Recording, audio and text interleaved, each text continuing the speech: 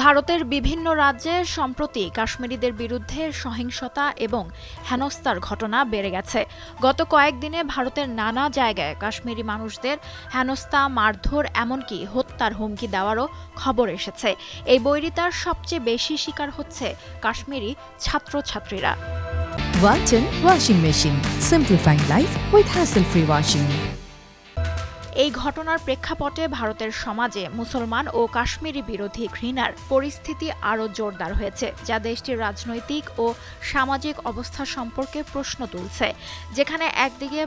যেখানে একদিকে পাহেলগাঁওয়ে হামলার পর কাশ্মীরিদের মধ্যে আতঙ্কের সৃষ্টি হয়েছে, সেখানে অন্যদিকে সামাজিক যোগাযোগ মাধ্যমে এবং গণমাধ্যমে এদের বিরুদ্ধে চলমান ঘৃণা প্রচার পরিস্থিতির আরও অবনতি ঘটেছে। এ ধরনের হেনস্থা ও হুমকির মুখে পড়তে হচ্ছে মূলত কাশ্মীরি শিক্ষার্থীদের, যারা অন্যান্য রাজ্যে পড়াশোনা করছেন। সামাজিক মাধ্যমগুলোতেও কাশ্মীরিদের নিয়ে আপত্তিকর মন্তব্য করা হচ্ছে।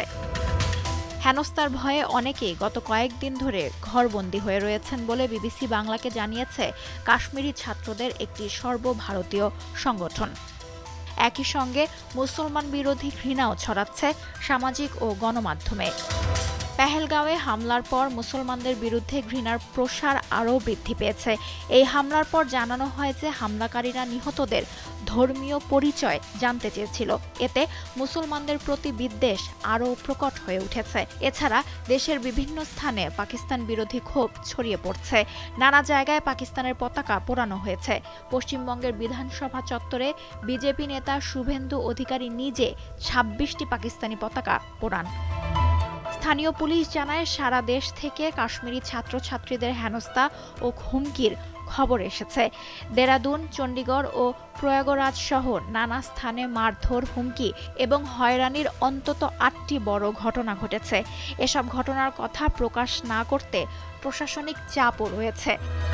এদিকে স্থানীয় পুলিশ প্রশাসনের সঙ্গে যোগাযোগ রেখে সমস্যা সমাধানের চেষ্টা চলছে। একই সঙ্গে কাশ্মীরি ছাত্রছাত্রীদের পরামর্শ দেওয়া হয়েছে রাজনৈতিক আলোচনায় না জড়াতে এবং বেশি বাইরে বের না হতে।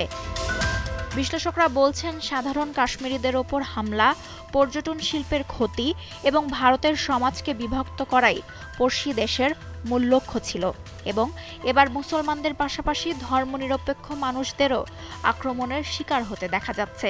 এত প্রবলভাবে ধর্মনিরপেক্ষদের বিরুদ্ধে আক্রমণ অতীতে কখনো দেখা যায়নি। এদিকে কাশ্মীরি ছাত্রদের ওপর চলমান সহিংসতা এবং ঘৃণার বিপক্ষে ভারতের বিভিন্ন রাজনৈতিক নেতা, বিশেষ করে কংগ্রেস নেতা রাহুল গান্ধী নিন্দা জানিয়েছেন। তিনি বলেন, পেহেলগাঁওয়ে হামলার পর ভারতের সমাজে যে বিভাজন সৃষ্টি হয়েছে তা শুধু কাশ্মীরি জনগণের জন্য নয়, বরং দেশটির সামগ্রিক সামাজিক ও রাজনৈতিক কাঠামোর জন্য বড় এক চ্যালেঞ্জ। কাশ্মীরি জনগণের ওপর ঘৃণার প্রসার এবং মুসলমান বিরোধী মনোভাব দেশটির শান্তিপূর্ণ সহাবস্থানে মারাত্মকভাবে প্রভাব ফেলতে পারে। লুৎফা ফৌজিয়া, দীপ্ত, বার্তাকক্ষ।